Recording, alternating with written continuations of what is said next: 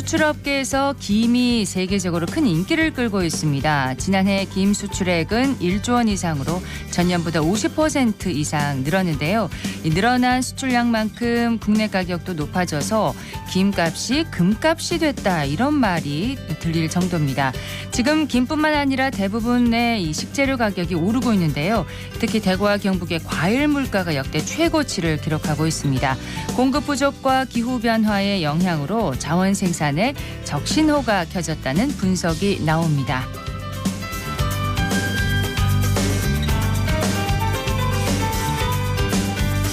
안녕하십니까. 생생매거진 오늘 박은정입니다. 식당 물가에 비상이 걸리면서 정부와 지자체가 대책 마련에 나섰는데요. 어떤 대책들이 나와 있는지 물가 상승의 원인과 함께 오늘 기자의 눈에서 짚어보도록 하겠습니다. 3월 21일 목요일 생생매거진 오늘 시작합니다. 기자의 눈으로 지역의 현안과 이슈를 들여다봅니다. 영남일보 서민지 기자와 함께합니다. 어서 오세요. 네, 안녕하세요. 자, 김의 인기가 높아지면서 가격도 많이 올랐다고 하는데 얼마나 올랐나요? 네, 최근 김 가격이 치솟으면서 일반 소비자들이 김을 확보하기가 어려운 김 기근 현상이 발생하고 있는데요. 그 정도인가요? 네, 이는 물가 상승을 부추기는 악순환으로 이어지고 있습니다. 한국농수산식품유통공사에 따르면 마른 김 100장의 중도메인 판매 가격은 지난 15일 기준으로 9,300원을 돌파했습니다. 네. 전년 같은 날보다 41% 증가한 수치이고요. 또 평년가와 비교하면 48.8% 폭등한 수치입니다. 또 마른 김 10장당 소매 가격으로 봤을 때는 3월 19일 기준으로 1,136원이었는데요. 1년 전에는 997원, 또 평년으로는 971원이었습니다. 이렇게 김 가격이 뛴 이유가 뭔가요? 네, 여러 이유가 있겠는데요. 주된 이유 중 하나는 아이러니컬하게도 한국 김에 대한 선호도가 해외에서 높아진 것과 연관이 깊습니다. 네. 전 세계적인 김 열풍으로 수출량이 증가하면서 내수 물량이 오히려 부족해진 데 따른 것입니다. 네, 김 선호도가 높아졌나 봐요. 네, 최근 해외에서 판매하는 냉동김밥이 인기몰이하면서인데요. 지난 8월 해외 유명 인플루언서의 영상에서 냉동김밥이 화제가 되면서 미국 잡화점에서 김밥 품절 사태가 이어지기도 했습니다. 네. 이런 열풍으로 김밥 인기가 이어지면서 지난해 김 수출액이 1조 원을 돌파했고요. 또 미국과 남미, 또 중동 지역 등 해조류가 낯선 국가에서도 너도 나도 한국산 김을 찾고 있습니다. 해양수산부 자료를 보면 국내 김 수출액은 지난 10년간 연평균 8% 늘었고 또 수출국은 2010년 64개국에서 지난해 124개국으로 2배가 가까이 늘었습니다. 네. 지난해 전반적인 반도체 수출 부진 속에서 선방한 김을 두고 검은 반도체라는 별명이 생기기까지 했습니다. 그 정도입니까? 네. 글로벌 시장에서 한국 김의 선호도는 참 높았다면서요? 네, 맞습니다. 해조류를 넓게 펴말린 뒤에 또 식품으로 가공하는 김이 한국, 또 중국, 일본 등 동북아시아 세 나라가 전체 생산량을 장악한 특산품인데요. 이 가운데 한국 김은 글로벌 수출 시장 점유율 70%를 차지할 만큼 높은 인기를 누리고 있습니다. 네. 똑같이 김을 가공하는 일본과 중국에서도 한국 김 선호도가 높다는데요. 이런 상황에서 김밥의 글로벌 인기로 그 수요가 더 늘어나고 있는 겁니다. 자, 김 인기뿐만 아니라 가격 상승을 부추기는 또 다른 이유가 있다면서요? 네, 이상기후 탓에 김 생산량이 줄었습니다. 지난 수년간 이어진 이상기후 때문에 수온이 오르니까 해수면의 병충해 활동이 늘어서 김이 녹아 사라진 겁니다. 특히나 그 김에 발생하는 기생성 질병인 붉은 갯병도 김 양식장에 피해를 주고 있는데 이 때문에 전국 김 생산 77%를 차지하는 전남 지역의 생산량은 지난해 11%나 감소했고요. 네. 또 충남 지역은 8%, 부산은 31% 폭락한 것으로 나타났습니다. 자, 이런 영향은 시민과 또 자영업자들에게 가지 않을까 싶어요. 네, 맞습니다. 누구나 즐겨 찾는 또 쉽고 저렴하게 한 끼를 때울 수 있는 간편 음식이 김밥이잖아요. 그렇죠. 그런데 이런 이유로 김밥집을 즐겨 찾는 소비자에게 비용 부담으로 작용하고 있습니다. 대구에서 분식 김밥집을 운영하는 한 업주는 김값은 지난해 대비 30%나 올랐고 또 쌀을 제외한 채소와 계란 등 소재료는 최대 100%까지 가격이 뛰었다고 이야기했습니다. 그렇군요. 김밥은 우리나라 사람에게는 거의 뭐 소울푸드나 네. 마찬가지인데 이렇게 가격 걱정 없이 먹을 수 있다는 말도 이제는 옛말이 아닌가 싶어요. 네, 10여 년 전에는 한 줄에 1,000원으로도 사 먹을 수 있었는데요. 해가 갈수록 조금씩 상승하더니 지금은 한 줄에 4,000원, 또 5,000원 이상이 여사가 됐습니다. 네. 김과 속재료값이 터무니없이 오르니까 예전에 팔았던 가격으로는 수익을 내기 어렵다는 것이 분식집 주인들의 사정입니다. 실제로 김밥 가격도 오르고 있나요? 네, 대구시가 발표한 개인 서비스 요금 가격 동향 자료를 보면 지난 18일 기준으로 대구 지역 김밥 1인분 가격은 5,625원입니다. 아. 1년 전에는 5,375원이었는데 사실 이 가격도 김밥치고 높은 가격인데도 네. 이보다도 4.6%나 오른 겁니다. 코로나19 팬데믹 전인 2019년 가격인 3,813원과 비교하면 가격대가 47.5%나 급등했습니다.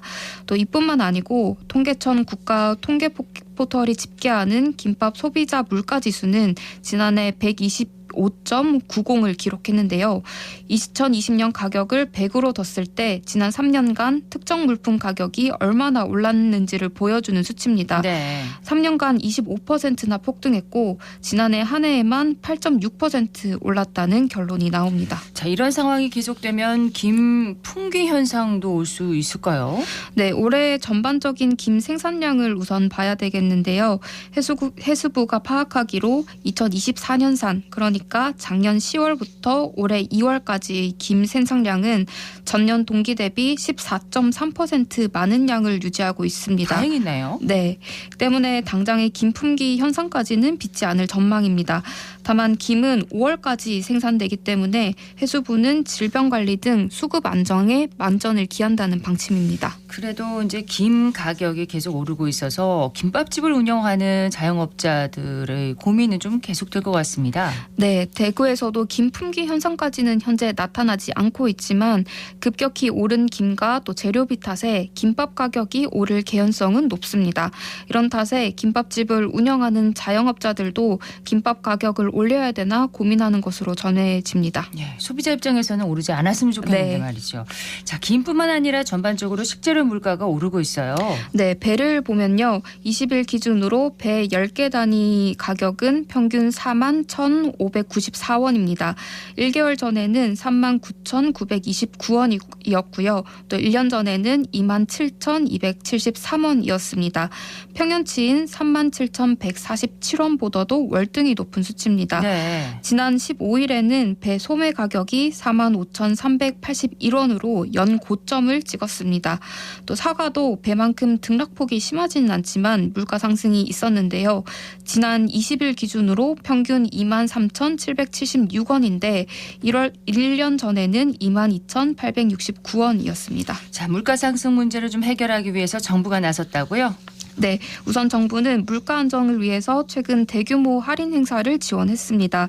농축산물 물가 안정을 위해서 납품 단가 지원, 또 할인 지원 등에 1,500억 원을 추가 투입하기로 한 건데요. 네. 정부는 긴급 가격 안정 자금을 가격 안정 시까지 확대 집행하기로 했습니다. 그래서 1년 전보다야 식재료 물가가 여전히 크게 높기는 하지만 최근 형성됐던 물가보다는 찔끔찔끔 또 하락하고 있는 모양새인데요. 사과의 경우에도 하락세로 돌아섰습니다. 여기에는 할인 지원에 나선 효과가 일부 반영된 것으로 보입니다. 예. 자, 이 공급량을 늘리는 것도 가격 상승 문제 해소 방법이 될 수 있겠죠? 네, 그래서 대구 경북 유통업계도 사과 공급 확대에 팔을 걷어붙였는데요. 경북 지역 내 14개 사과 산지 유통센터를 운영하는 대구 경북 능금농협은 지난 19일에 국내 사과 가격 안정을 위해서 하루 평균 사과 공급량을 기존 60톤에서 120톤으로 확대한다고 밝혔습니다. 네. 또 경북도 역시나 사과 개화기 저온 피해를 방지해서 내년도 물량 확보에 나서겠다는 방침입니다. 물가 상승에는 이상 기후부터 시작해서 또 여러 가지 요인이 복합적으로 작용했다는 것을 좀 느낄 수 있는 대목인데요. 네. 당장 치솟는 장바구니 물가에 따른 서민 민생고를 해결할 대책 마련과 시행도 급선무이겠고요. 여기서 한 발짝 더 나아가서 이상기후 등 문제 해법을 고민하는 것도 큰 틀에서는 민생 안정으로까지 연결될 수 있을 것 같습니다. 네, 영남일보 서민지 기자였습니다. 고맙습니다. 네, 감사합니다.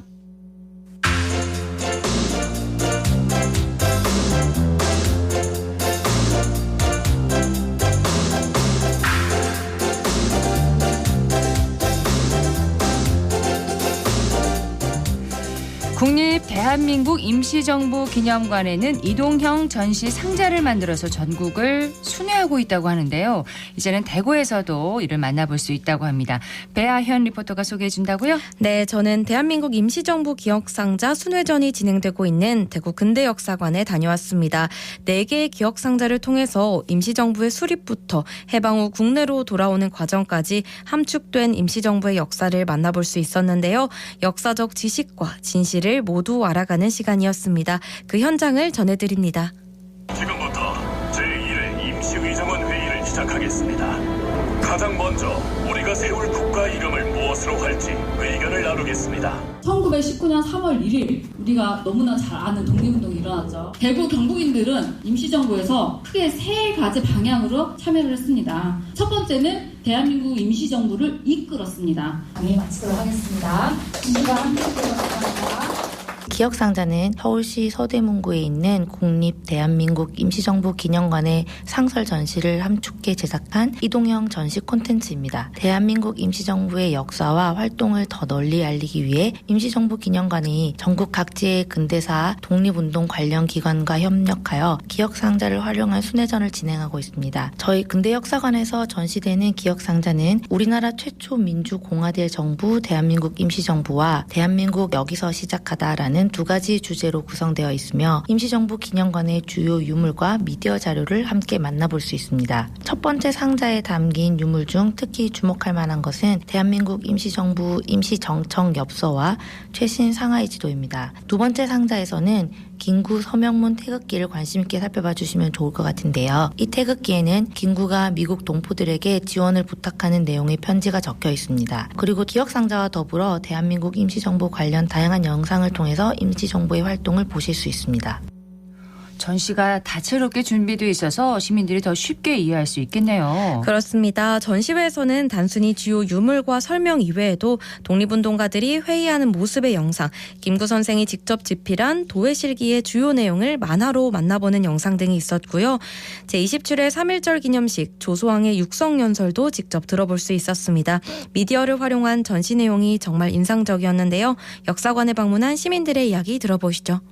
저는 경북대학교 사학과에서 한국근대사 박사과정을 뵙고 있는 주지훈이라고 합니다.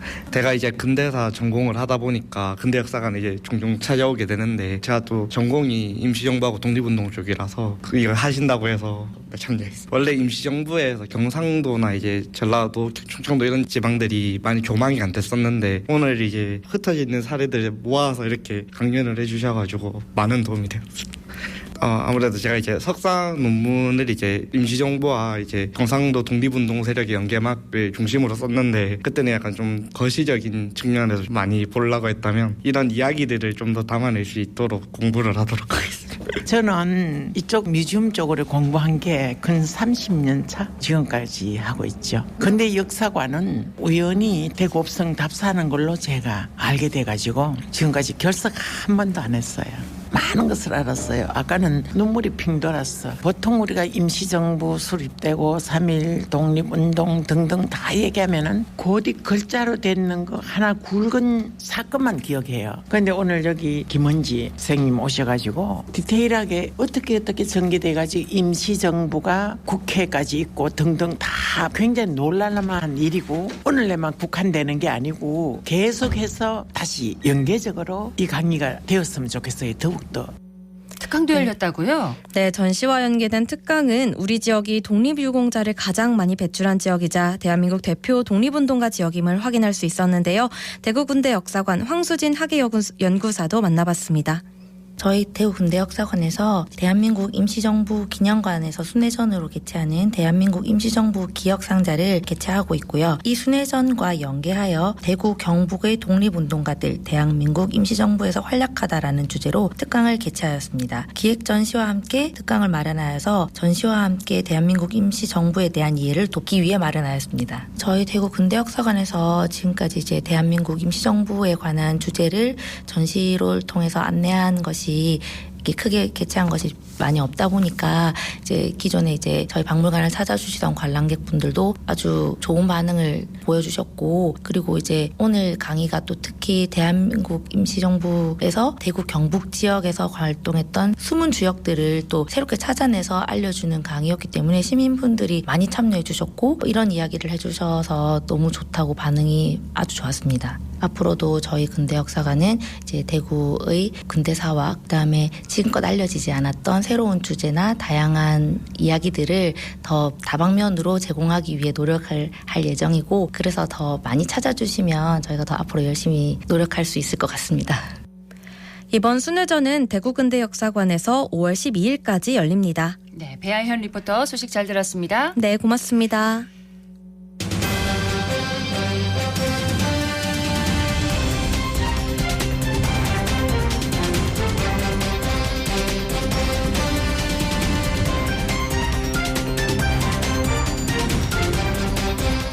우리나라의 합계 출산율이 역대 최저치를 기록하고 있어서 외신들까지도 주목하고 있다고 하는데요. 대구 달성군이 아이 키우기 좋은 맞춤형 교육도시를 내세우면서 임신과 출산 지원에 나서고 있습니다. 자세한 내용을 최재훈 달성군수 연결해서 직접 들어보도록 하겠습니다. 최 군수님 안녕하십니까? 네, 안녕하세요. 반갑습니다. 반갑습니다. 우리나라 합계 출산율이 0.6명인데 달성군은 1명대를 유지하고 있다고 합니다. 예. 군 단위 지자체 중에서는 1위라면서요? 예. 네. 저희가 전국 82개 군 지자체 중에서 출생아 1위를 기록을 했습니다. 네. 그래서 출생아도 1000명 이상이고요. 예, 뭐 국가적으로 0.6으로 떨어졌다는 그런 소식과 확연히 대조되는, 뭐 어떻게 보면 군으로 봐서 경사라고 할 수 있겠죠. 그렇군요. 예. 예. 그 1명대가 붕괴된 상황에서 달성군의 출산율 유지 비결이 뭔지 참 궁금하네요.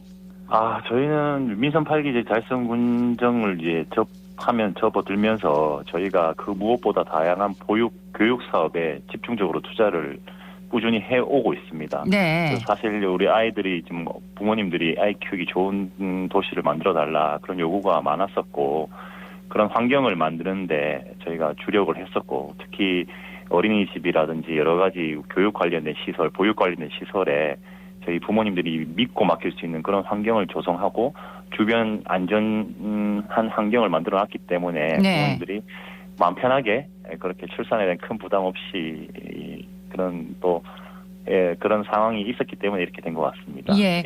달성군의 평균 연령이 42세라면서요? 네. 정말 젊은 도시입니다. 뭐 이유가 뭐라고 생각하십니까?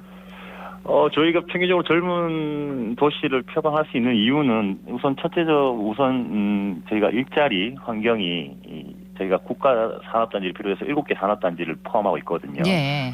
그리고 뭐 교통 관련된 접근성이라든지, 그리고 타 지자체보다 좀 저렴한 아파트 값이라든지 이런 것들이 좀 복합적으로 작용을 했기 때문에 많은 젊은 분들께서 뭐 대구에서도 그렇지만 경남에서도 오신 분이 꽤 있거든요. 네. 그래서 우리 달성군이 그런 어떤 젊은 분들이 많이 모여 살 수 있는 그런 환경이 조성되었기 때문에 그렇게 나타난 것 같습니다. 예. 이렇게 뭐 젊은 도시 또 신혼부부가 많은 곳이기 때문에 저출생에 대한 고민을 할 수밖에 없는 그런 상황인 것 같긴 합니다. 네. 예. 지금까지 아주 다양한 지원 사업을 추진해 오신 걸로 알고 있는데요. 네. 예, 사업들을 좀 소개를 해주시겠습니까?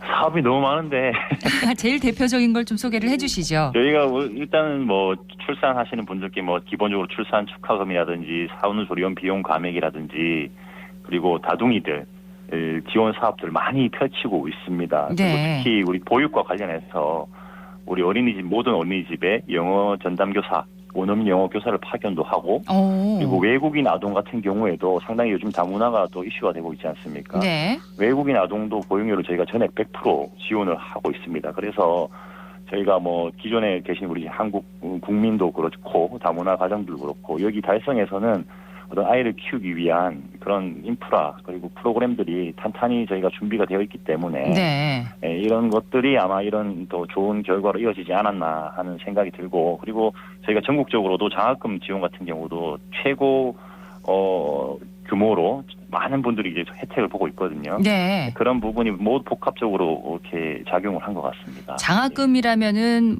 뭐 대입까지 대학교까지 지원을 하신다는 그렇죠. 건가요? 예, 저희가 대입 장학금도 좀 규정을 바꿔서 최대 500만 원까지 그 액수를 늘렸거든요. 네. 그래서 달성에서 이제 뭐 대학 진학까지 이런 어떤 교육 재단을 통해서 저희가 많은 프로그램들을 특화된 프로그램들을 만들어놨기 때문에 그런 것들이 조금씩 이제 효과를 보고 있는 것 같습니다. 네.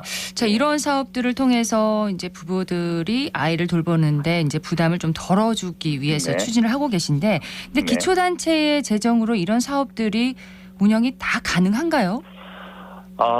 이제 뭐 정책에 이제 순위가 있겠죠. 근데 저희 달성구는 기본적으로 기업들이 많이 유치가 되어 있고, 네. 기업에서 내는 지방 법인 소득세에도 타 지자체에 비해서 월등히 앞서 나가고 있기 때문에 뭐 옛날에 저희가 50년대 6.25 전후 시대 때도 그랬고 교육이라는 것은 국가 대계를 봤을 때 어떤 첫 번째로 우선 제일 투자를 많이 해야 되는 분야라고 생각이 들고 저희도 거의 1천억 원 규모의 교육 보육 재정을 편성을 하고 있거든요. 네. 근데 특히 요즘같이 출산율이 이렇게 저조돼서 국가 존망의 위기에 서 있는 이런 위기 속에서는 기초단체에서부터 이런 노력을 해야 된다고 저희 생각을 했고, 뭐 우리가 교육 보육을 군정 목표 1순위로 목표를 두고 군정을 이끌어가고 있기 때문에 저희 지자체에서 그 비중을 상당히 높이 책정을 해서 지출을 하고 있다라는 말씀드리고 싶습니다. 네.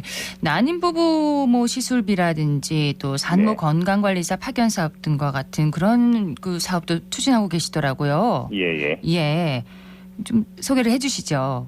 근데 그런 이제 정책들은 저희가 예. 국가나 시나 꾸준하게 해왔던 정책들이고 그런 정책들을 펼쳐왔음에도 불구하고 출산율이 계속 떨어지고 있지 않습니까? 예. 저희가 기본적으로 그런 것들을 계속 저희는 추진하고 있습니다만 그와 더불어 이제 애가 태어났을 경우 이후에가 문제가 저는 더 정책이 중요하다고 생각해요. 그렇죠. 그래서 저희가 24시간제 거점별 어린이 집이라든지 저희 어린이 특화 도서관 사업이라든지 이런 것들이 애들 키우기까지의 부대로 들어가는 그런 여러 가지 교육비, 보육비 이런 것들에 좀 더 저는 출산을 높이는 데 효과가 있다고 생각해서 오히려 그런 사업을 저희가 더 대규모로 투자를 하고 있다는 네. 말씀을 좀 드리고 싶습니다. 육아 부담을 덜어주는 것이 정말 네, 많은 어려움을 좀 덜어주는 방법인데 맞벌이 부부를 위한 정책들도 마련돼 있죠. 좀 소개를 해주시죠. 저희가 맞벌이 분들을 위해서 아까 제가 앞서 말씀드린 것처럼 지금 부모님들이 사실 뭐 야근이 갑자기 발생할 수도 있고 어떤 모임이 또 생길 수도 있는데 네. 24시간제 어린이집을 저희가 발송군이 워낙 면적이 넓다 보니까 거점별로 3군데를 저희가 24시간 어린이집을 운영을 하고 있습니다. 예. 그래서 미리 전화로 예약만 해주시면 언제든 아이를 믿고 맡길 수 있는 그런 또 시스템을 갖추고 있고 아직 조금은 이제 이게 신뢰도가 덜 쌓여서 조금 부족한 면이 없지 않아 있습니다만 네. 저희가 올해 하반기쯤에는 제가 픽업 시스템까지 또 구축을 해서 이 24시간 어린이집이 저희 달성군에 완전히 정착할 수 있는 또 그런 안전한 시스템을 만들고 싶고 네. 그리고 아이가 갑자기 또 아플 경우가 생기지 않습니까? 네. 요즘에 또 의료 대란, 의사 증원수 때문에 의료 대란이 발생하고 있는데 저희는 달성에서 직접 투자를 해서 응급 의료 기관도 운영을 하고 있습니다. 그래서 특히 소아과 요즘에 의사가 부족하지 않습니까? 네. 저희가 언제든지 아이를 또 아플 때도 데려갈 수 있는 그런 소아 응급 의료기관도 운영하고 있다 말씀을 또 드리고 싶습니다. 네, 그 24시간 어린이집을 운영하고 있다 이 얘기도 해주셨고, 네. 그 또 어린이집 교사들을 위한 교육이나 지원도 함께 또 이루어지고 있다고 들었습니다. 예. 그 우리 어린이집 선생님들한테 저희가 교직원 관리가 또 중요하지 않겠어요? 그래서 그렇습니다. 늘 뭐 안전이나 이런 뭐 교육 그리고 영어 선생님, 원어민 선생님들이 이제 문화가 다르다 보니까 네. 아이를 키울 수 있는 그런 역량을 또 기초적인 역량을 키우기 위해서 융화종합 지원센터를 저희가 따로 운영을 하고 있습니다. 그래서 또 세분화된 이런 현대 교육 환경에서 어려움을 겪지 않도록 또 상담과 연구 지원도 진행을 하고 또 일선의 교사자 선생님들이 스트레스를 많이 받고 있지 않습니까? 그렇죠. 그런 부분을 해소해드리기 위해서 힐링 프로그램도 운영을 해서 사기를 많이 높이는데 좀 역점을 두고 있습니다. 네, 이런 이렇게 태어나는 아이들이 나중에 네. 커서 달성군을 대표하는 또 인재들이 되지 않을까 싶은데, 예. 네, 원어민 선생님들을 모든 어린이집에 파견한다고 하셨거든요. 예, 그리고 그렇습니다. 장학금 얘기도 해주셨는데 좀 더 구체적으로 소개를 해주시겠어요? 저희가 모든 기초단체가 그렇겠지만 대구는 기본적으로 교육은 대구 교육청의 이름을 해놓고 있죠, 다들. 근데 네. 저희가 달성군이라는 이 도농복합도시가 언제까지 대구시 교육청에서 공히 모든 지자체에서 하는 그런 교육 사업에만 매달릴 수는 없고요. 네. 저희는 따로 달성교육재단을 설립해서 여기서 보육에서부터 교육, 진로 진학, 도서관 업무 등등 해서 더 체계화되고 더 특화된 그런 입시 교육 환경을 제공하기 위해서 교육재단을 운영을 하고 있습니다. 네. 그리고 원어민 같은 경우도 저희가 어린이집 요즘에 영어 유치원을 보낸다고 우리 또 부모님들이 사교육비 부담이 크지 않습니까? 그렇습니다. 그래서 저희는 1세 아동부터 해서 어린이집에 원어민 교사를 파견을 하고 그렇게 특별히 영어를 잘하겠다는 그런 목적이 아니라 네. 어떤 그런 영어 문화 그리고 이제 외국인에 대한 어떤 그런 적응 이런 것들을 어렸을 때부터 해서 저희가 차근차근 이 친구들이 이제 네. 전 세계를 누벼다니는 그런 인재를 만들기 위해서 처음부터 노력을 하고 있다는 말씀드리고 알겠습니다. 예. 이와 더불어 저희가 해외 영어 캠프도 네. 매년 50명에서 100명을 또 직접 미국이나 캐나다 쪽으로 보내는 것도 계획을 하고 있습니다. 네, 여기까지 듣겠습니다. 고맙습니다. 네, 고맙습니다. 예, 전국 군 지자체 중에서 출산율 1위를 기록하고 있는 달성군의 얘기를 들어봤습니다. 최재훈 달성 군수였습니다. 생생매거진 오늘 준비한 순서 여기까지입니다. 박은정이었습니다. 고맙습니다.